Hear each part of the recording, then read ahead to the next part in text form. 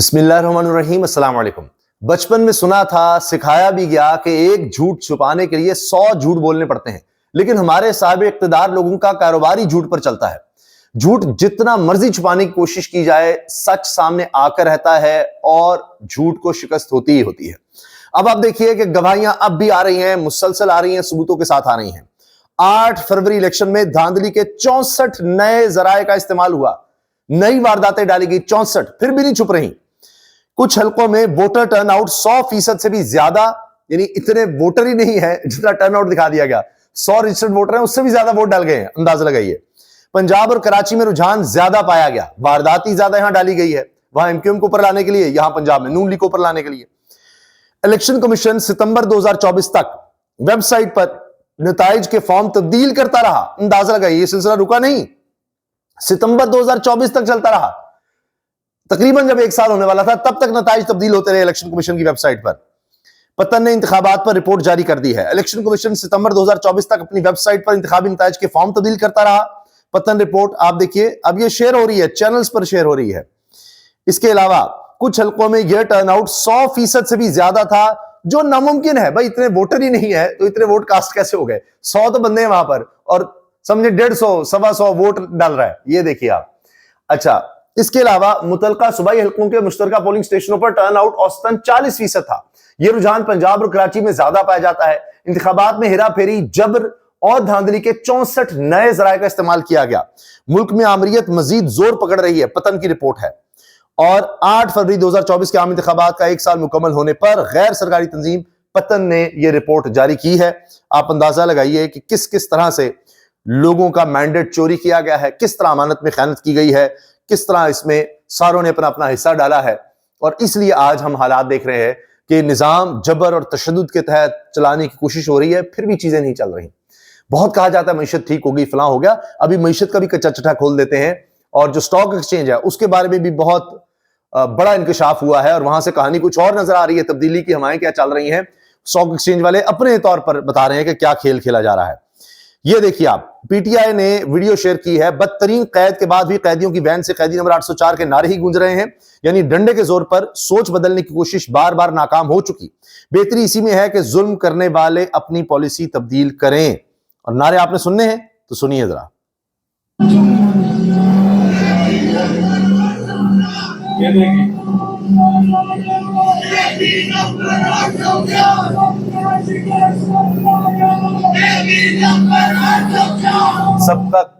सबका जिगरी, सबका यार, कैदी नंबर 804, तेरा यार मेरा यार, कैदी नंबर 804।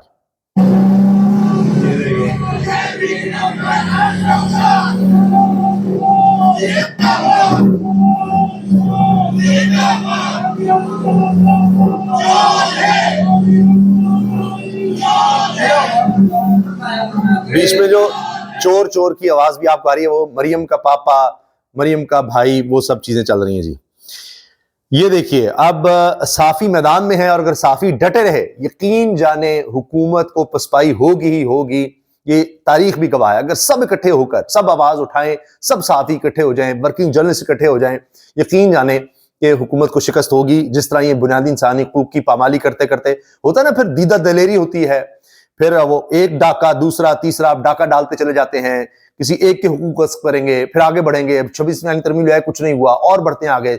हमने इससे पहले नैब को खत्म किया, हमने ओवरसीज वोटर्स का हक छीना, कुछ नहीं हो सकता, बनाई जाओ कानून। करते करते पीक एक्ट तक पहुंच गए कि फेक न्यूज का नाम देकर आप किसी भी साफी के साथ जो मर्जी कर दें। ब्रेकिंग न्यूज है, पीएफयूजे ने पीक एक्ट में तरमीम को इस्लामाबाद हाई कोर्ट में चैलेंज कर दिया। दरखास्त सदर पीएफयूजे के सदर अफजल भट्ट ने वकील इमरान शफकी एडवोकेट के जरिए दायर की है। और ये जब वो दायर कर रहे हैं अपनी दरखास्त, तो उसकी वीडियो भी ये आप देखिए, सिग्नेचर्स करते हुए। अच्छा, असदुल्ला खान साहब बहुत अच्छे साफी हैं, प्रोग्राम करते हैं, पाकिस्तान के बहुत अच्छे साफी, और पाकिस्तान के नेशनल टीवी प्रोग्राम भी करते हैं। उन्होंने एक इंकशाफ किया है स्टॉक एक्सचेंज के हवाले से, और बड़ी दिलचस्प बातें की हैं। वो कहते हैं कि कुछ तब्दीली के आसार नजर आ रहे हैं, कुछ नए इशारे मिल रहे हैं। उन्होंने इस हवाले से बात की, लेकिन बड़ी दिलचस्प बात स्टॉक एक्सचेंज के बारे में की, और कहा कि एक शख्स ने मुझसे राबता किया जो 20 साल से स्टॉक एक्सचेंज में काम कर रहे हैं, वरना मुझे स्टॉक एक्सचेंज के बारे में ज्यादा नहीं पता, ना कभी इसको स्टडी किया इस तरह, ना क्योंकि हमारा उस तरह का काम नहीं, जो मेन स्ट्रीम साफी होते हैं तो ये बिजनेस को जो लोग देखते हैं या बिजनेस की रिपोर्ट करते हैं उनको ज्यादा पता होता है। खैर, तो 20 साल से जो शख्स काम कर रहे हैं उन्होंने असदुल्ला साहब से राब्ता किया और कहा कि पिछले 2 साल से स्टॉक मार्केट जैसे ऊपर जा रही थी, ये नेचुरल नहीं था। पहले बड़े बड़े सरमाकारों को डरा धमकाकर या तरगीब देकर इसमें सरमाकारी करवाई गई ताकि मार्केट में कॉन्फिडेंस आए। फिर चूंकि सारे मुल्क की इंडस्ट्री बंद थी, कोई कारोबार चल ही नहीं रहा था, लोगों ने फिर देखा ऊपर जा रही, उन्होंने भी इन्वेस्ट करना शुरू कर दिया। दीगर सरमाकारों ने भी फिर पैसा लगाया और सरमाकारों ने बहुत माल बनाया। अब सूरत हाल यह है कि अचानक बड़े बड़े सरमाकारों ने पैसा निकालना शुरू कर दिया है, और वो जो शख्स है उसके बकौल अब ये तब होता है जब कोई सियासी तब्दीली आने का इम्कान हो। एक तो तब होता है पाकिस्तान में या मार्केट चल सकती है या पाकिस्तान, यानी अगर तो पाकिस्तान में अच्छा काम हो, कारोबार चल रहा हो, लोगों को रोजगार के मौके मिल रहे हो, फिर लोग स्टॉक एक्सचेंज में इतना पैसा नहीं लगाते।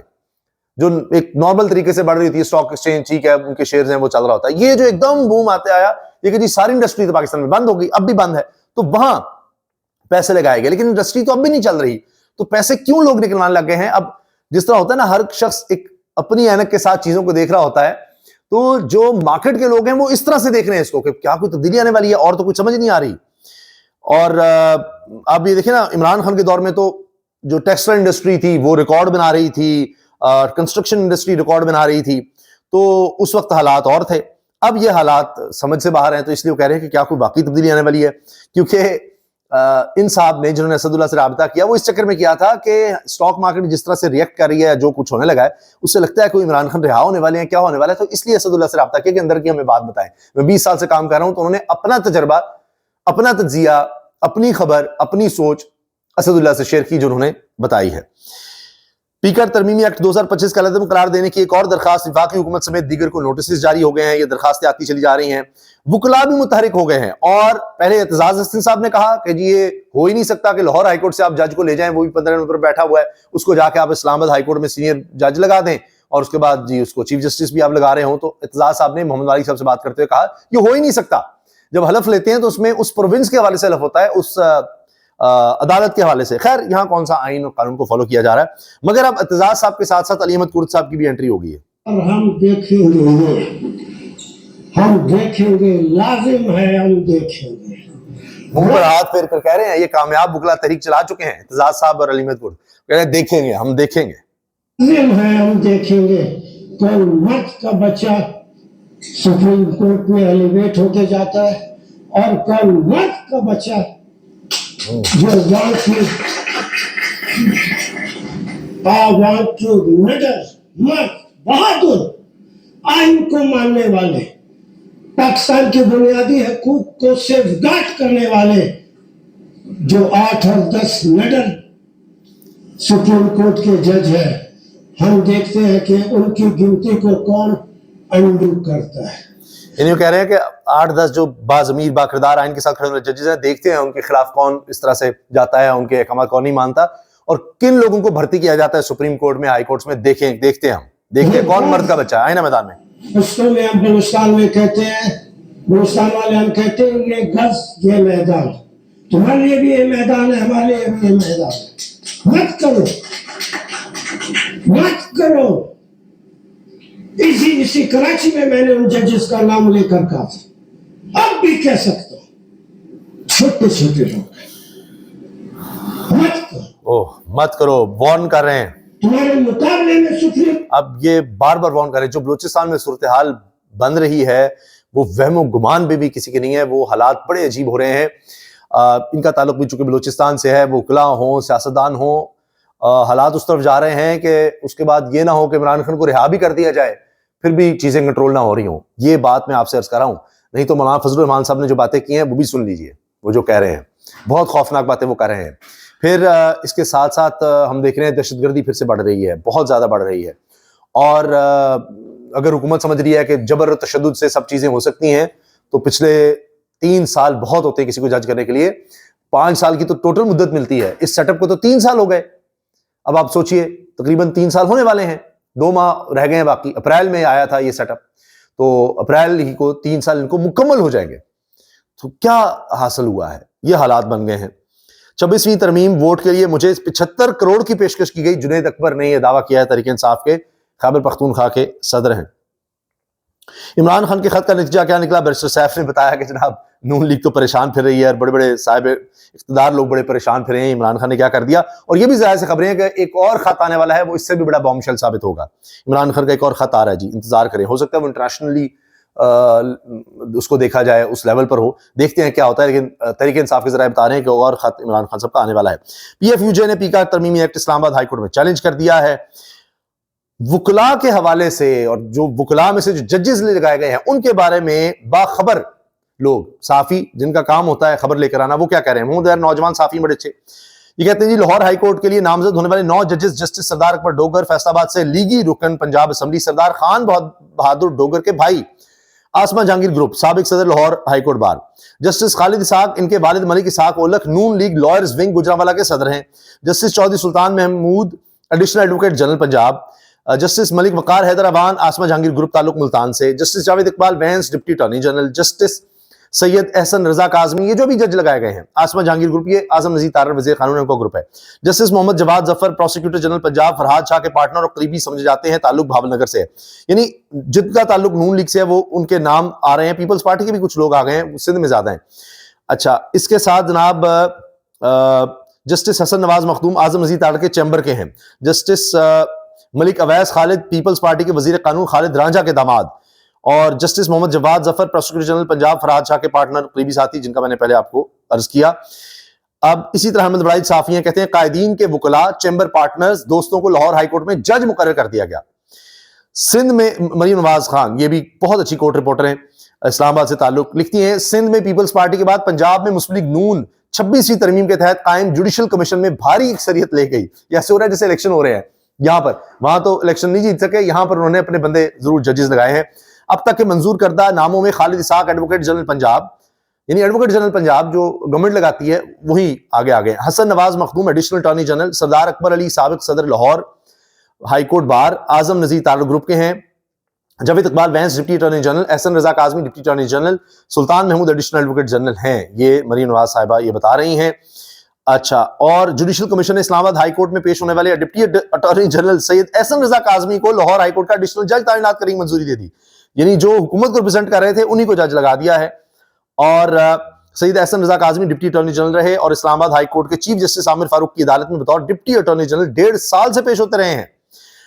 अदील राजा साफी लिखते हैं 5 Azam Nazir Tarar, 1 Peoples Party, 1 name of Hasan भूम, 2 नाम अमीनुद्दीन। ये जनाब इस तरह से जजेस भर्ती हुए हैं।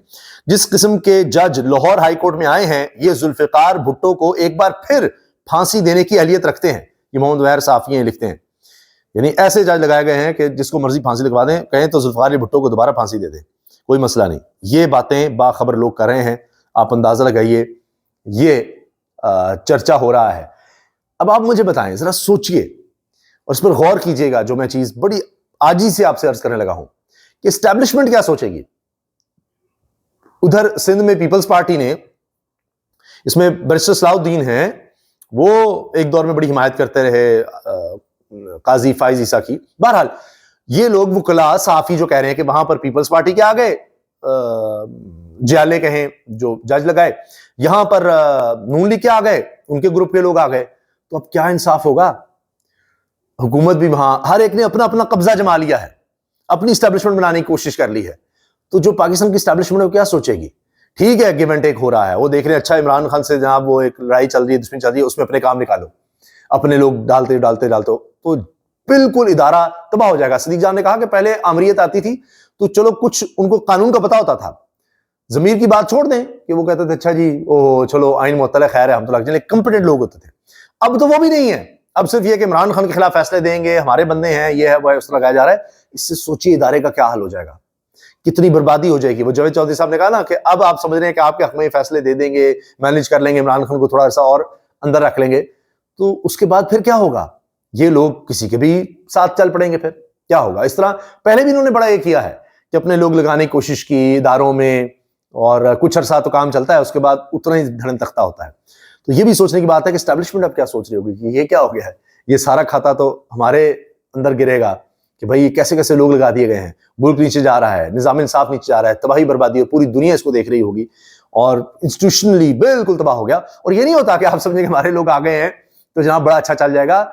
आप ये देख लीजिए पीआईए का क्या हाल हुआ, इसी तरह अपने लोग भर्ती किए गए थे, इसी तरह रेलवे का हाल हुआ है, इसी तरह स्टील मिल का हाल हुआ है, इसी तरह बाबडा, तमाम पाकिस्तान के जो इदारे हैं वो तबाह हाल ऐसे ही हुए, अपने बंदे लगा दो। तो वहां तो चले और तरह की सर्विस थी, ये इंसाफ का मसला है।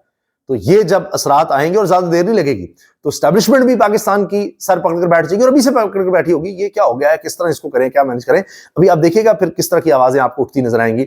आप नजर रखिएगा, वो लोग जो स्टैब्लिशमेंट की खबरें देते हैं उनके जरा टोन आप देखिएगा क्या होगा आने वाले दिनों में, क्योंकि ये तो जनाब कहानी ही किसी और तरफ चली गई है।